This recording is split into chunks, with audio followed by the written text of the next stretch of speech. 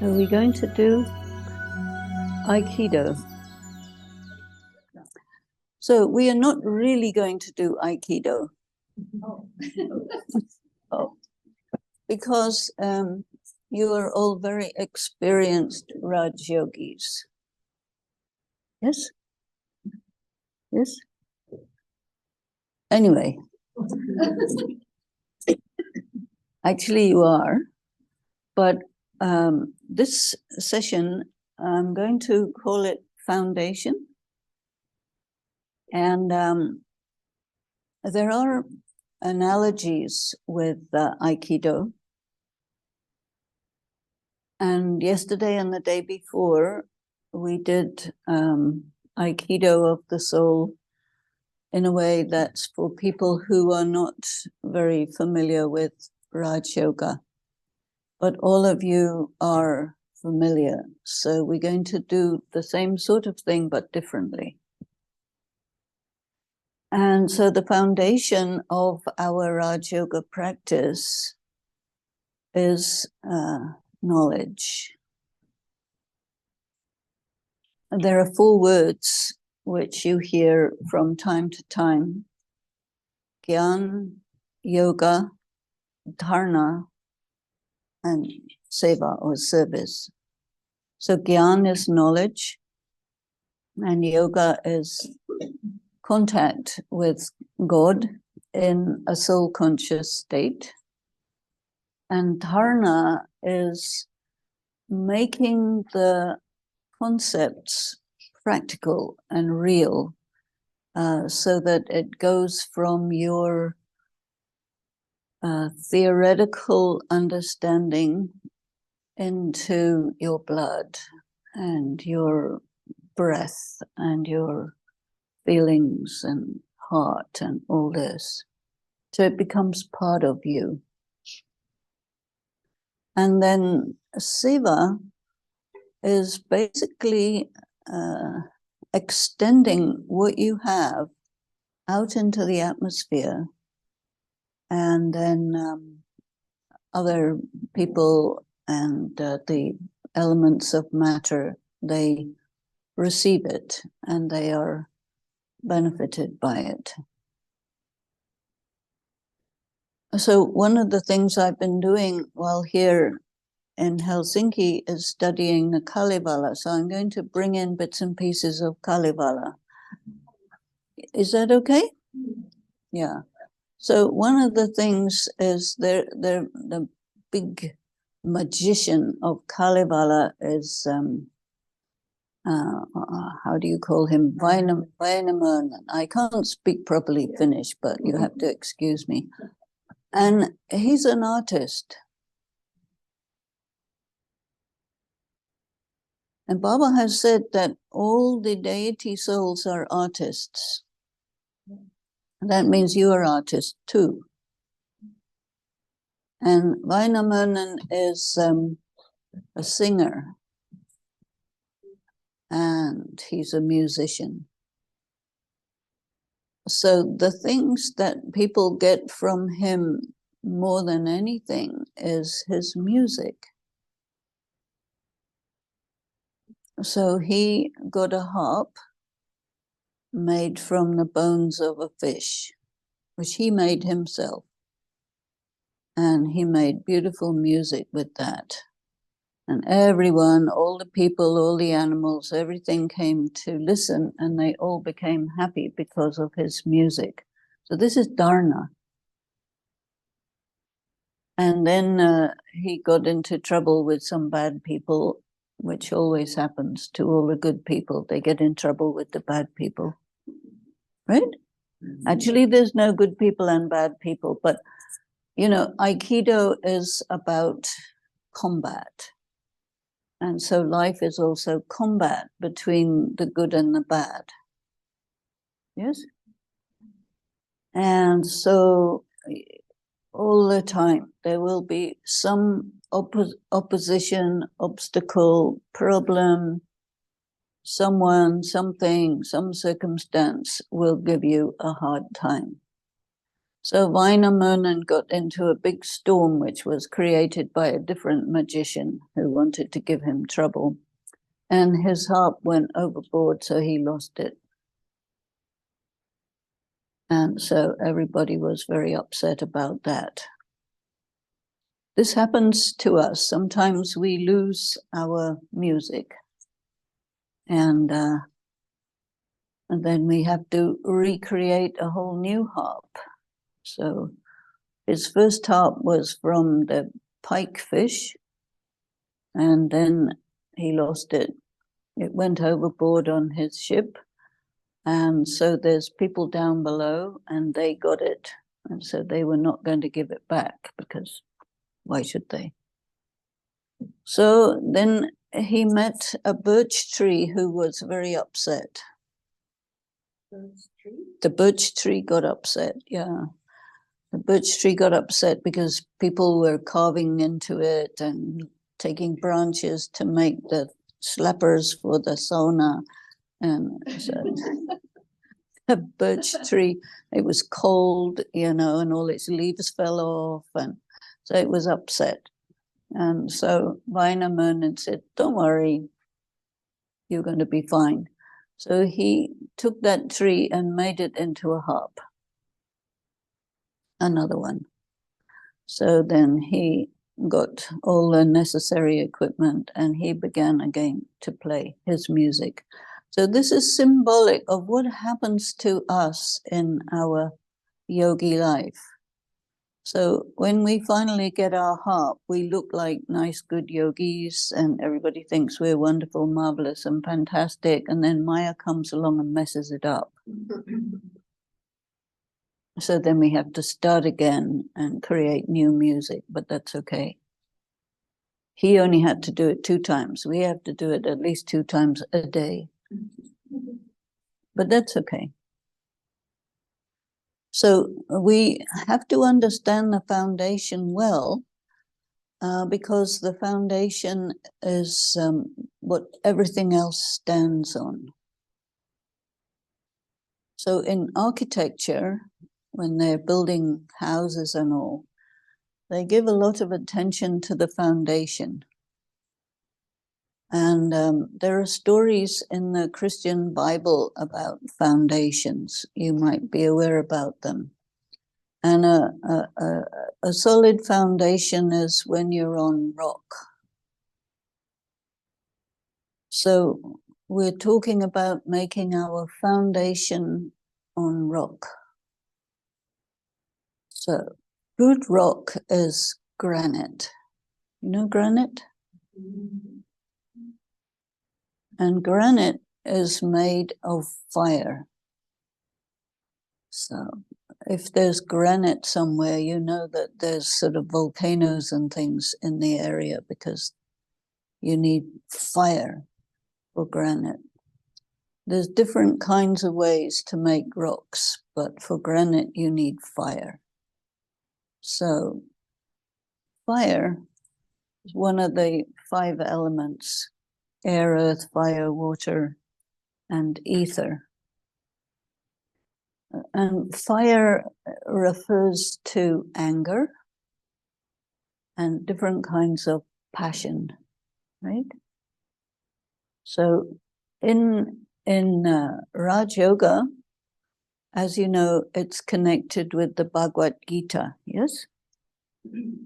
So in the Bhagavad Gita, it says that there are different states or modes of being. And so one of them is called Sato Pradhan, very pure, very clean, very the best, perfect. And that is also calm, stable, steady, tranquil, balanced. So this is the state that we are working towards. And then the second state is Rajo. And Rajo is passion. So this is that fire and all that. It's Rajasic. And it moves a lot. And so there's a lot of energy involved in Rajo or Rajasic. And then the third state is the bad one, Tamasic. It's a dark, it's rotten, it's bad smell, it's poisonous, it's old, it's falling in pieces. And this is the condition when we begin. And so we go from the beginning to the end through fire. So our foundation is also made by this fire. But you might be afraid that you might forget something. You won't.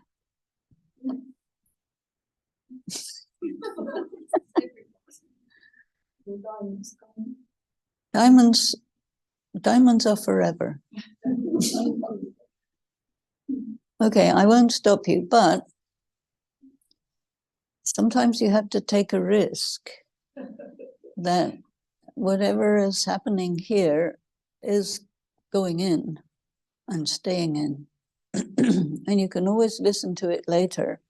But the most important thing is you may get a few moments when something clicks, and you can't write that down.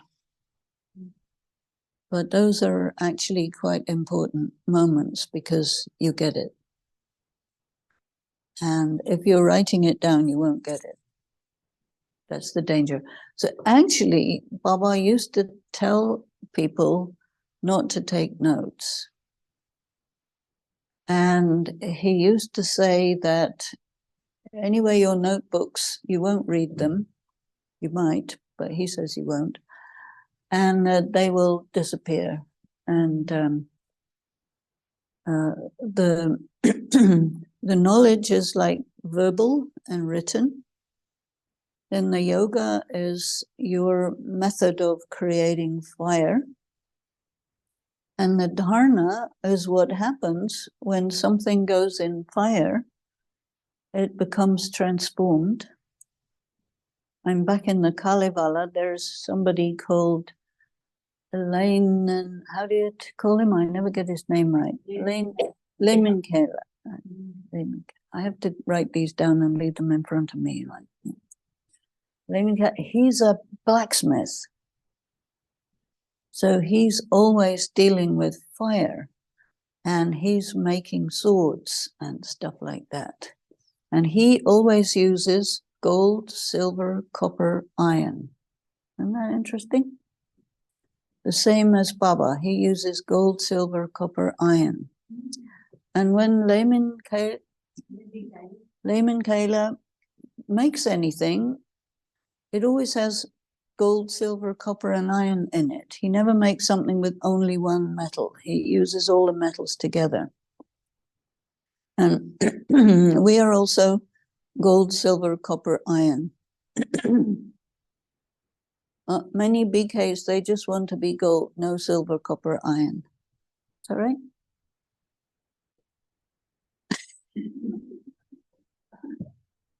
But actually, knowledge says, the foundation says, you are gold, silver, copper, iron, all of them. So when you want to be only gold, there's a problem with only gold. Because pure gold, 24 karat gold, is very soft. You can't do much with it. Therefore, you need to have some silver, some copper, and some iron so that it can be a weapon. These characters in the Kalevala correspond to yogis. They're wizards, they're magicians. They use magic all the time, right? And what is said about us, we are people who make the possible impossible and the impossible possible. So that's magic. So that means we are these people. And these are all symbolic for us and what we have to encounter. Because as I said before, Aikido is combat, Kalevala is combat, see, all the time combat. And most BKs don't like war and fighting and, you know, combat. Am I right? So part of my job is to get you to like it.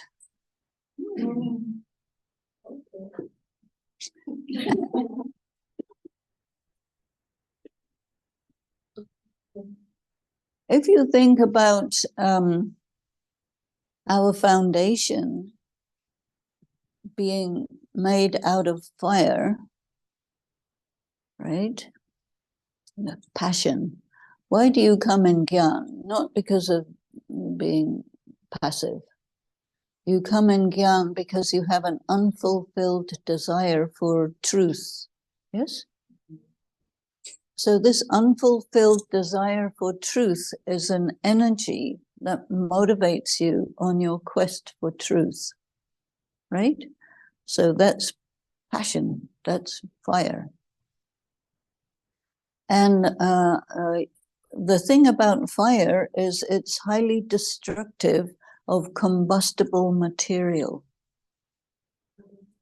Combustible means capable of being burnt.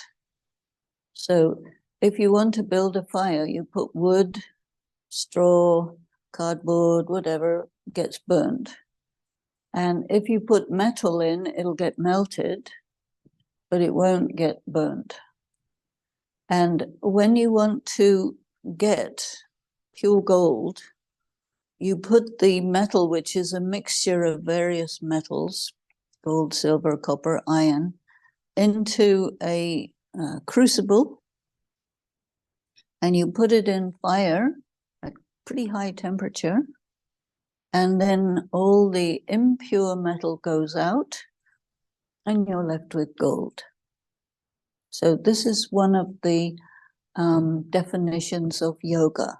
It's fire, and it's purifying. So this purification process involves destroying combustible material. So combustible means something that catches fire easily.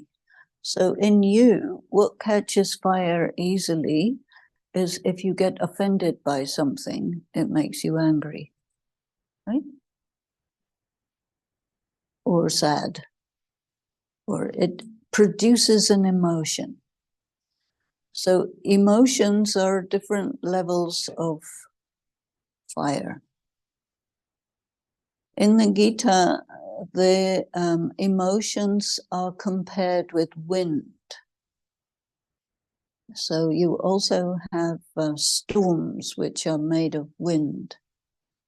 And so you have this passion of fire, but when you have a big storm, that's also pretty passionate. Yeah. Have you been in a hurricane? Oh, yeah. Internal hurricane. So you know what I mean by hurricane. Yeah. And so you see it's there's a lot of destruction involved in a hurricane.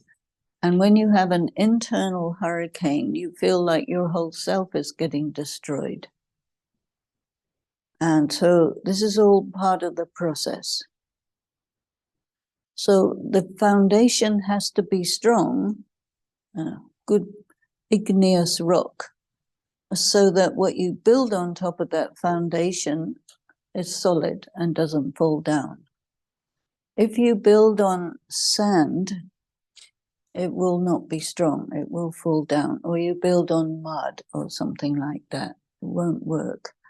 So your BK foundation has to be very strong and solid, and there is this element of fire involved.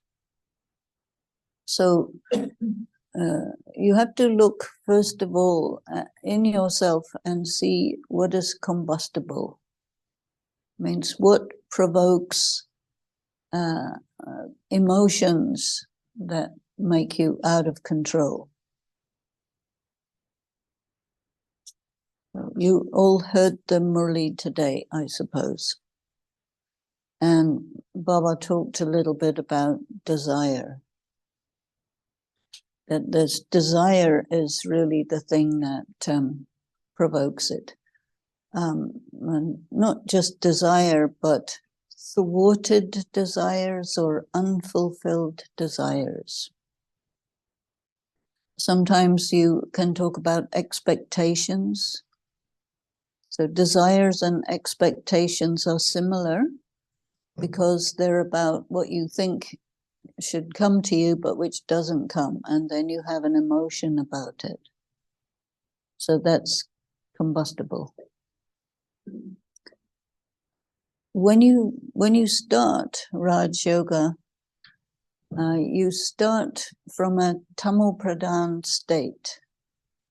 So that means your soul is worn out, old, depleted, poisoned, corrupted, messed up, traumatized, a few things like this. So this is our foundation when we arrive. And we want to shift that to a solid rock foundation. And so therefore, when you start doing Raj Yoga, there's a lot of a very powerful experience that's very, very positive, right? You get good meditation experience, right, when you start. And you feel like flying to the moon and the sun and no problem. And you are full of bliss and happiness, yes? And so you say, okay, I buy this. Yeah? And you don't take any look at what the cost is. Because on the packet it says free.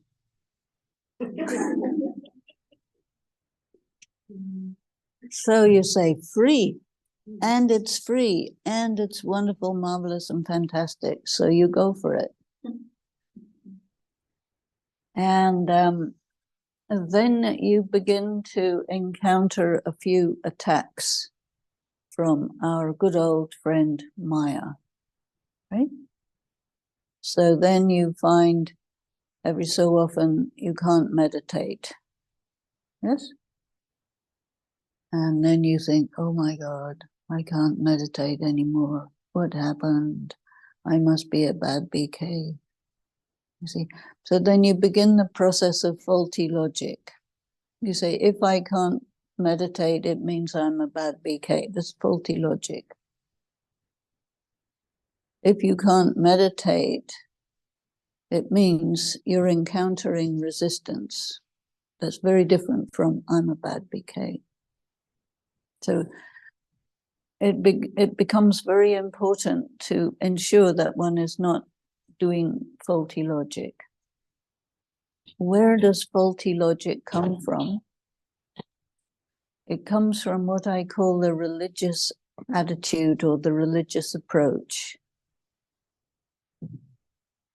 So when you come to BK, you come from something.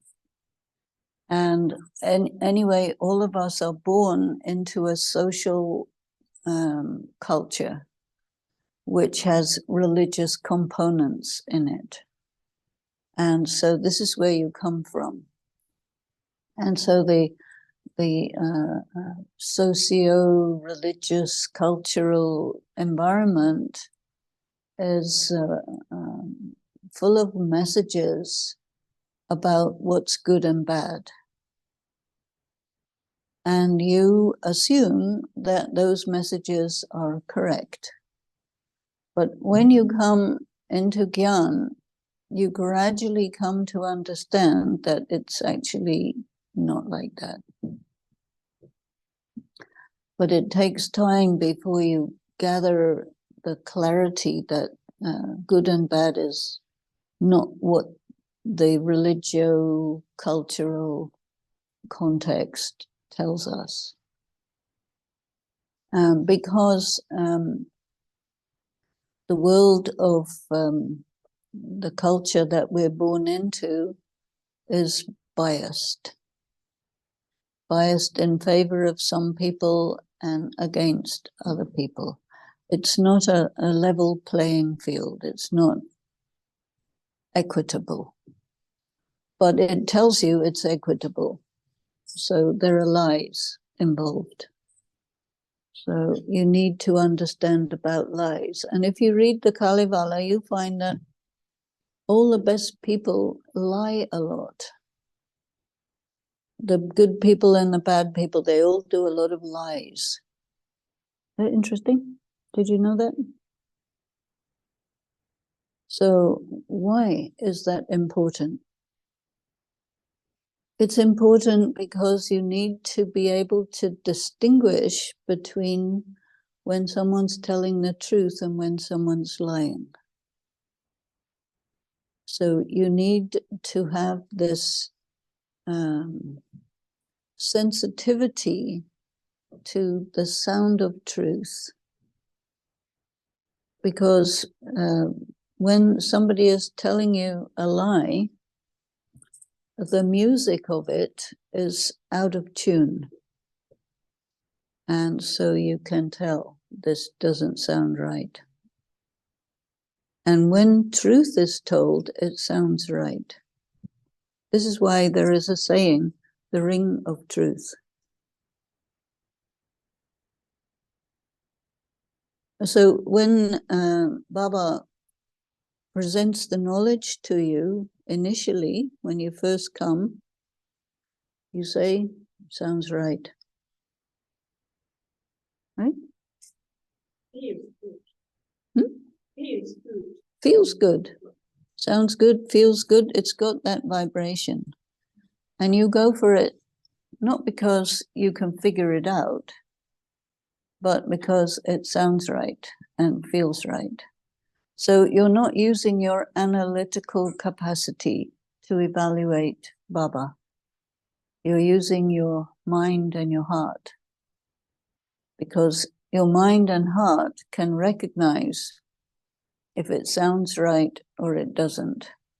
Your intellect can analyze if it is right or it isn't according to certain criteria, which cannot be applied to this. Because it is not possible for a human being to judge God. It's just out of range, impossible. And so when you hear the knowledge of God and it feels good, sounds right, you say yes, and you don't care what the cost is. Because this sound is beyond worrying about what the cost is. But there is a cost. It's very, very expensive. But when you get something really good, this is why this is called diamonds, you pay the price. So the price is connected with going through fire and hurricanes and all of those things. Because if you don't go through these things, the soul cannot get hard. So you have to become a bit hard. Diamonds are quite hard. And the knowledge talks a lot about diamonds, and that this knowledge is worth diamonds. Your life is worth diamonds. The confluence age is worth diamonds, right? So you hear a lot about diamonds, and diamonds are absolutely transparent. So you also hear about a diamond intellect. A diamond intellect is one that can see absolutely clearly whether something is true or not. But before you get a diamond intellect, your heart is touched by the sound, the ring of truth. So we have a mind and we have an intellect because we need both. And the intellect is connected with conscience. So conscience is a very, very important instrument for a yogi. Because conscience will tell you two types of information. One type of information is whether something is right or wrong in terms of karma. It's beneficial or harmful. And then the other is it will tell you whether information is true or false. And that's the intellect. Intellect, conscience, one thing. When you come into Gyan, your intellect is poisoned, corrupted, dysfunctional, doesn't work very well. And so therefore it has to be upgraded, cleaned, and this is done through fire. You heard about the fire of yoga, right? And as a good blacksmith, like Lemminkainen, I got him right in front of me, you have to be very strong to make the fire hot enough to get what you want out of the fire. Now, Lemminkainen is a very special kind of blacksmith because he puts the things into the fire and he says, okay, make a sword. And then the sword comes out by itself. And then he beats it a bit. So that means things are constructed by thought. And so a yogi is somebody who makes something happen by the power of thought. But when your mind is troubled and your intellect is corrupted, your power of thought is not very competent in making things happen like that. And also you have to create fire. So this practice is all about these type of things. So you come into Gyan with the fire of passion, of excitement that you found the wonderful thing. You don't care what it costs. You're ready to go to the end of the earth to make sure that you get the full thing. And you will do anything. Conquer sleep, right? You get up early, very early, do all this, work all day, family, this, that, all the things. We have about 5 minutes sleep. But because you have this energy of that, which is sometimes called intoxication, you're drunk with the power of having found what you're looking for. This is intoxication, right? And so it works well, but this negative energy starts attacking you. And so you resist it in various different ways. But in the initial period, it causes you a lot of trouble, right? And a lot of self-doubt. And you think, oh, maybe I'm not doing this right. And maybe this is not the right thing. Maybe this is not real. So all these different types of doubts arise. And then you cross that. So you know also that this is a journey. Life is a journey. And life is compared with a ship. Your life is a boat, and you're on the ocean, and you encounter sometimes there's no wind, and your boat doesn't move. No wind. because your boat is a sailboat, so you need wind to move. And wind is symbolic of emotion. So if you have no feelings, you won't move. If you have too big feelings, that's a storm. You can turn upside down and sink. And so you want to become skilled sailors so that you can handle when it's completely calm what to do, when it's foggy what to do, when it's rainy what to do, when it's stormy what to do, because you have to deal with all the weather. And the weather is called atmosphere. And atmosphere is a word that you can use an image for. Atma is the soul, of course, and sphere is a big ball. And it is created by your thoughts. So whatever's around you is created by your thoughts, but then there's other people's thoughts as well. And so the atmosphere that we are in is created by the thoughts of all the people. And we need to be skilled in handling all these various different energies that are going on around. Some of them are positive, some of them are negative, some of them are really poisonous, some of them are okay, some of them are boring. There are many different types of thoughts going on. But the main atmosphere that we are in is of materialism. And so materialism is something that we have to encounter in the foundation stage, because we have to understand what is materialism. Because this teaching is given in terms of comparison and contrasts. So he's talking to us about cultivating spirituality in the context of materialism. That's the contrast.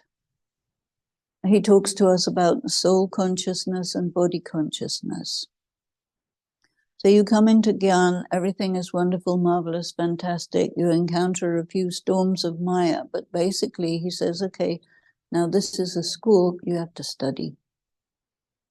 So you open up your book, pick up your pencil and start writing down the things. And this is where we start learning about ideas. And when you learn about ideas, you learn them in the context of the ideas that you had already. So you come from a context that is this religious, cultural approach to existence. And you have linear thinking.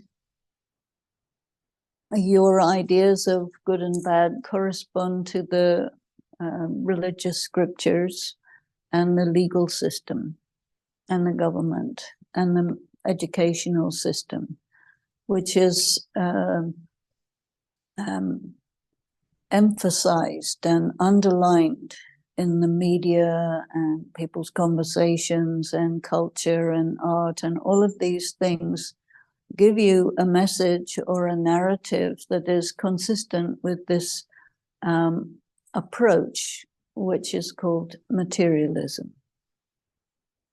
That means religion is materialistic, science is materialistic, culture is materialistic. All of these things are materialistic. So then you have to define for yourself what is this difference between materialism and spirituality. So it takes time to figure it out clearly. So we have to give ourselves time. So even though we've all been doing Raj Yoga for a long time, we're still looking at the foundations again. It doesn't hurt. So materialism is anything which is a person, a place, or an object that you can perceive through your senses. That means visible, audible, tangible, smellable, all these things, 5 senses. And that's everything. And then Baba says, no, it's not everything. There are other things which are not material. And he says, you are not material. So you say, okay. And he says, okay, you're a point of light. So you say, okay, I'm a point of light. But when you think about yourself as a point of light, you're using your material-minded mind to think about a point of light as a physical thing. And you apply your logic when you're thinking about it. I see. And you have no option. You have to start there, but you don't remain there. That's the beginning. And so there is a process of shifting from thinking of the soul as an it to a him, right? Because a soul is a being and a body is an object. But because language is created by materialistic people, they say there are 2 kinds of bodies. One is male, one is female. And when we're talking about a soul, we're talking about it as an object, so it's an it. So female bodies are she, male bodies are he, and souls are it. Which is actually wrong, and you know it's wrong, but language gives you only those options. And language, when you express a word, it comes with a whole set of meanings. And when you hear a word, it activates your relationship with all those meanings. And then we have to change our relationship with these words. And so we look at ourselves in the mirror and we see our ID cards and all of this, and we say, that's a female or that's a male. And all the people who communicate with us reflect back to us our identity as a male or a female. And as you start to study this information, you become more and more solid in your awareness that the reflections that we're getting from the material world are incorrect. But it takes time for that to become a reality. So we start knowing it theoretically. We say, I am not my body. And then as soon as we're not in a theoretical study state, we go out and become normal, then we go back to being a male or a female instantly, because it's intuitive. So that means we have to give ourselves time to come out of that, because it is not easy. It's very, very subtle. And there are so many ways in which our mind has been programmed to consider the self as male or female and the others as males and females. And the social and cultural and political environment that we live in is all about that. So it's very difficult to remain so completely aware of the self as I'm a being, I'm not an it, but I'm not a body, because my body, whether male or female, is an object. And all these people that I am surrounded by, they are also beings who live in objects. So one thing at the moment which is quite useful is the idea of robots. There are lots of robots around nowadays. And if you want to buy one, it's pretty expensive. It's about, I think, $100,000 for a very basic robot. You know, maybe if you spend $1 million, you can get a really good one. But there are films which show robots, and there are various instruments that are described as robots. But, you know, a really good robot has got a human body, which is either dressed as male or female, and then it's programmed, and you can get it to do things. So you can see with the robot very clearly what's the hardware, what's the software. So technology and the reality of robots gives us a good metaphor for the self. This is my hardware robot, and I am the being who gets things done through it. And all the other people are like that as well, except that they are not aware about it. But I have to be aware about it. That's my practice, to remain aware about it. Now, what happens is you when you're moving around in life, you're going from one circumstance to another.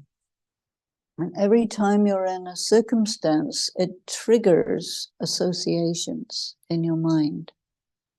And these associations flip you immediately into what we call body consciousness, which is materialism, which is you think these things are real. And you react to them as if they are real. And so all your practice and study and soul consciousness is out of the window in a quarter of a second. And you say, okay, fair enough. I'll practice some more. But it keeps being like that, you know.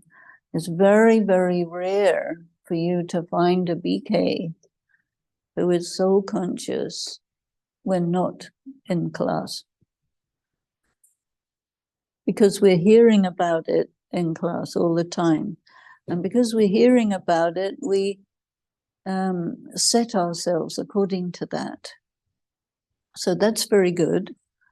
And we're creating, as it were, new synapses in our brain to create more and more associations with soul consciousness, to ultimately displace the associations with body consciousness, right?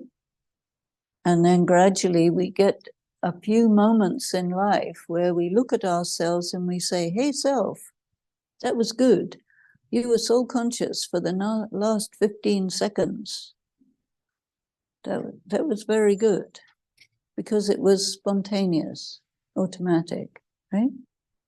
And that's what you want. You want to create, because body consciousness is spontaneous and automatic. Soul consciousness is something we have to create all the time. And because we're not completely clear about what it is, we're experimenting. Is this soul conscious or that soul conscious? And so there's all kinds of BKs who say this is a sign of soul consciousness. If you put a big smile on your face, it means you're soul conscious, right? Not always, you know. So sometimes people will practice soul consciousness by acquiring or creating the signs while being body conscious and believing that that's soul conscious. So that will last for a few minutes, but then eventually you realize it's not, because it's called fake. Right? But there is a saying which is quite useful. It's called fake it till you make it. Have you heard this? Mm-hmm. So maybe in BK that works, I don't know. But I think there's quite a lot who experiment with, am I peaceful? Am I lovable? Am I sweet? Am I smiling? So you put on all of these things, and because you put it on, that means it's fake anyway. But you're trying it out. And anyway, he says you're an actor, so you have to perform. So this is another performance, so that's okay. But it's not going to be there by itself, right? And what we want is for it to be there by itself. So it's automatic and natural. Now he tells us by the time you're in the golden age, it will be. But there are many things that are in the way of it at this time. So when we're trying to do what is called dharana, we're trying to apply what we're hearing, what we're studying. It's experimental, it's put on, it's fake. And you're doing this practice in the context of people. You hear the word hatha yoga referring to sannyasis, and Baba says, you are not hatha yogis, you are Raj yogis. And this is called sahaj yoga, right? You know this word sahaj, which is always translated as easy. Of course, if you're doing this, you will realize quite soon you have a question. What is easy about Raj Yoga? It's not easy. It's not easy because it's very subtle. You can say it's easy when you know how. By the time you got there, it's so natural and automatic that it can be called easy. But there's another meaning of the word sahaj, which I refer to very frequently, so you must have heard it before.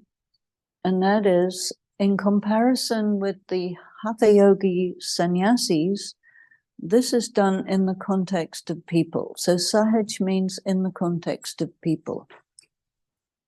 So when you're in the context of people, that means you're at home, at work, and with the community. And you have been in those contexts since birth.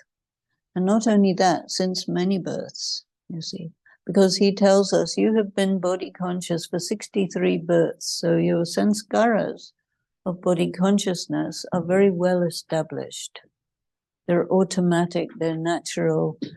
It's very difficult to make it any other way, you see. And so therefore, when you're doing this, you're doing it in the context of people who know that you are practicing Raj Yoga. And so they will be watching you to see whether you're really soul conscious or not. And the second you do something that's not according to what you told them soul consciousness is, they'll say, hey, you got angry. Right? And then you'll feel,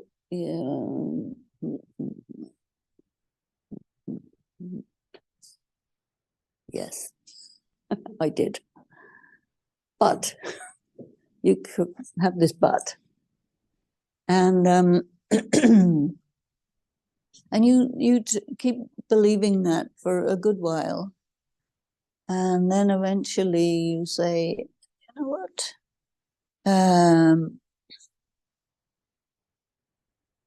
Getting angry doesn't prove I'm body conscious or soul conscious.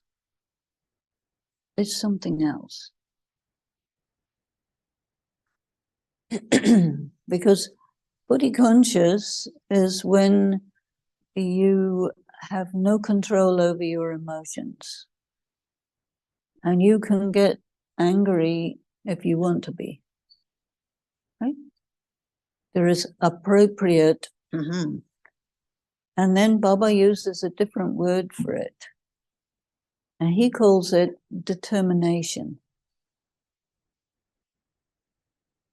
Have you heard this expression? Firm, determined thought. that means you become a little strong because you need to be, because you decided to be. That's not called anger. You see. But BKs in the early stages of BKism don't look at it like that. But eventually you need to.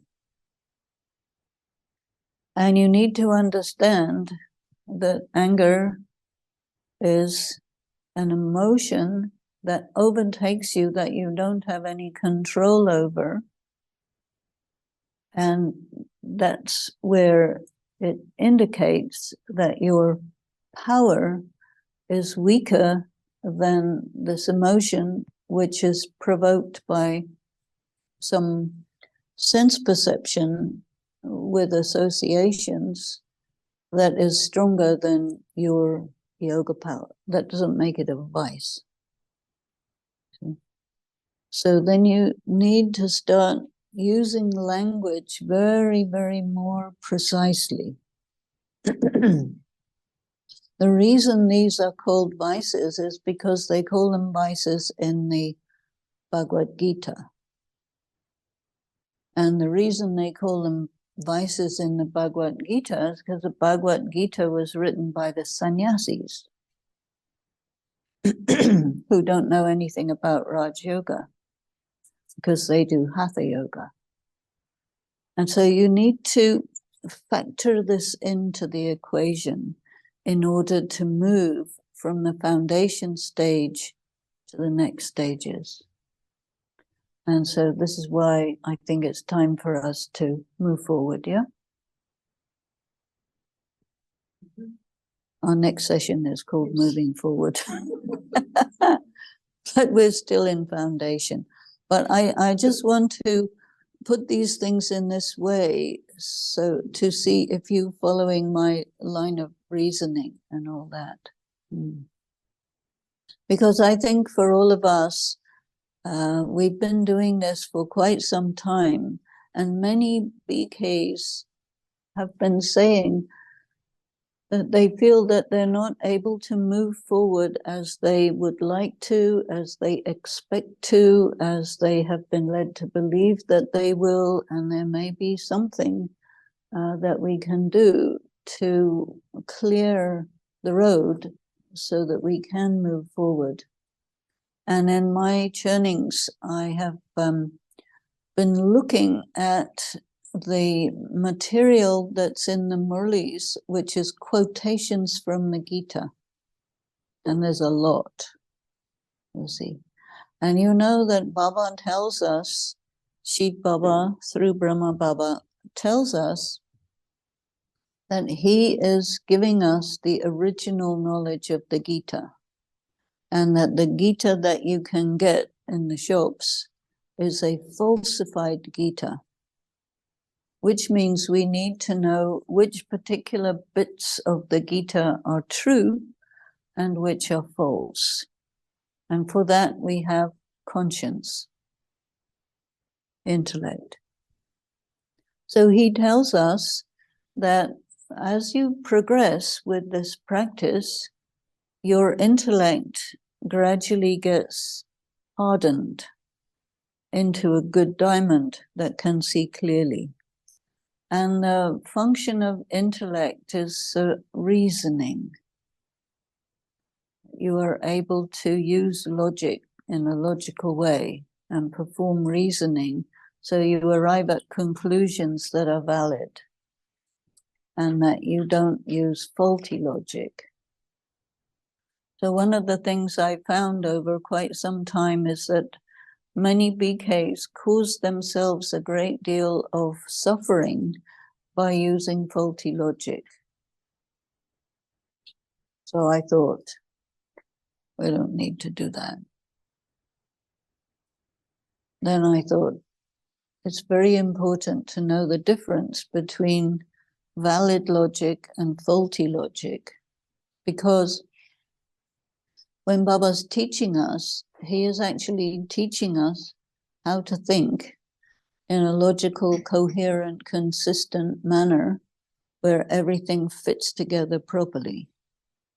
And when you are religious, nothing fits together.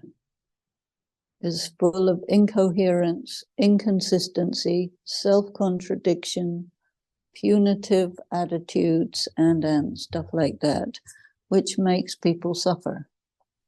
And so Baba has said from time to time that when you are doing religious thinking, it makes you corrupt, impure, and miserable. So he doesn't recommend it, because why should his beloved children be corrupt, impure, and miserable? He likes everyone to have diamond intellect, so they can see everything clearly and think in a way that is productive for the self. And then you can be okay and happy and move forward and deal with your obstacles effectively, because you can see them clearly. And you wouldn't engage in faulty logic for the purpose of making yourself miserable, which people do. So, you know this word purusharat? You might not know it, but it comes in our translations as effort. So in our practice, we have to make effort, yes? And so you think, oh, I have to make effort, hard work. Effort is strenuous, laborious, right? But if you analyze the Hindi word for effort, which is purusharat, you find that it contains many elements that give you another approach to what Baba is asking us to do. And so the word purusharat has two parts to it. One is purush and one is arat. And so arat can be translated in a number of ways, which he sometimes describes in the Avyakt Murlis. But the word purush means the soul. And it's also used in Indian culture to mean the male human being, purush. And so they say that, men have souls, women don't. But anyway, you reincarnate in exactly the same number of male and female bodies. So if women don't have souls, it's going to be a problem, because then you can't reincarnate. So Purush is the soul. And Arat can mean vehicle, but it also means for the sake of. For the sake of means for you. So in that sense, my interpretation of it for the purposes of moving forward in this practice is any action that you do which is for the sake of yourself. And another expression for that is enlightened self-interest. Have you heard this expression before? Enlightened self-interest. It's a kind of a philosophy. There are some philosophers who talk about this. What you find in religious context is that people are generally accused of being selfish. If you do something for yourself, that's selfish. You have to live for others, be for others, do for others, otherwise you're bad. Especially if you're a woman, you exist for the purpose of your husband, your children, your community, and if you do anything for yourself, you're bad. Right? This is the narrative, this is the message that the culture gives. And God, who is our teacher, says, well, if you don't do something for yourself, what are you doing? You're a student and you are studying for yourself. If you do any good action, any charitable work,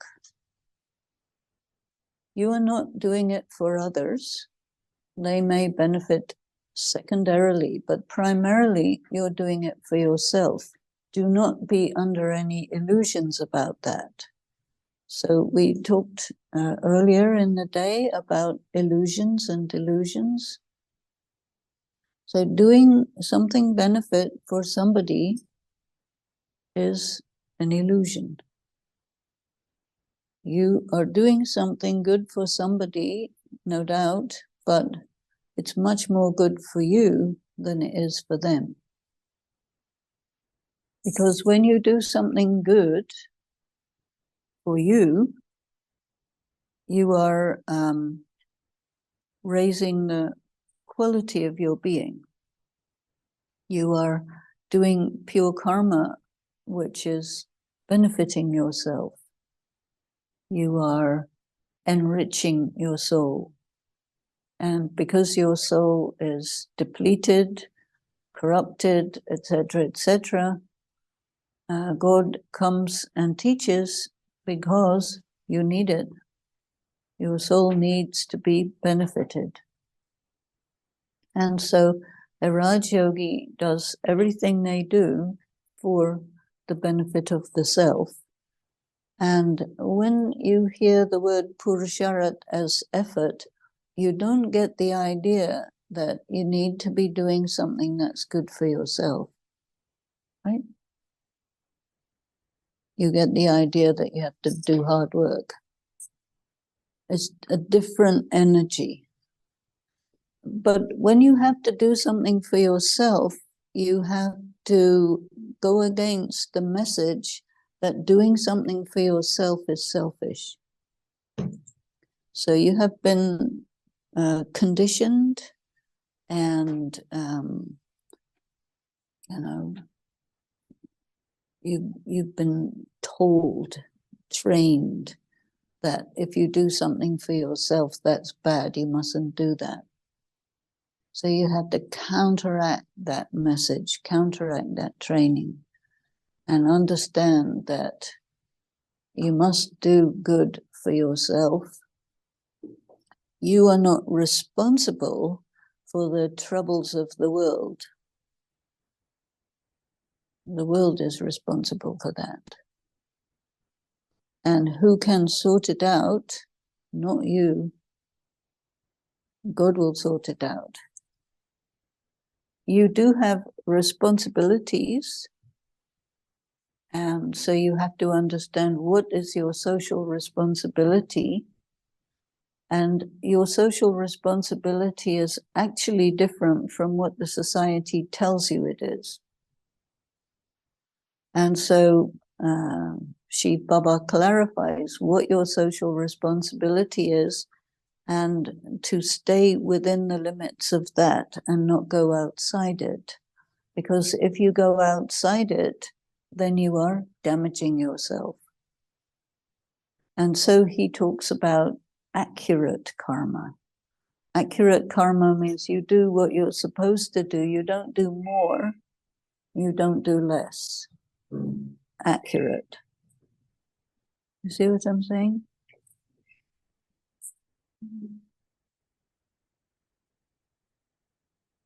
So I'm going to stop there, and we will continue in a little while.